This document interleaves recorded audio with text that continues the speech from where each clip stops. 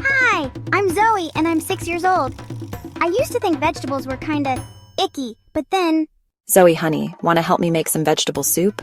Do I have to, Mom?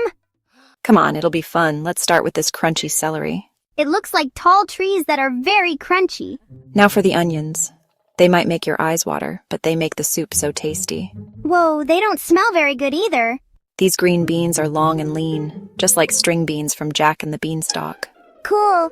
Can we grow a beanstalk to the clouds? Maybe next time. Look at these bright red peppers. They're sweet and crunchy. They're like little red hats. Now for the tiny round peas and golden corn. Peas are like marbles and corn is like pirate teeth. This broccoli looks like little trees in a forest.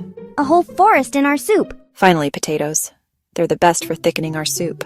They're like lumpy clouds. Great job, Zoe. Now let's let it simmer. Wow, it smells amazing. Want to try a spoonful? It's so yummy. Can we make this again tomorrow? And that's how I learned that vegetables aren't just good for you. They're delicious too. Thank you for watching. Like and subscribe for more creative fun teaching videos.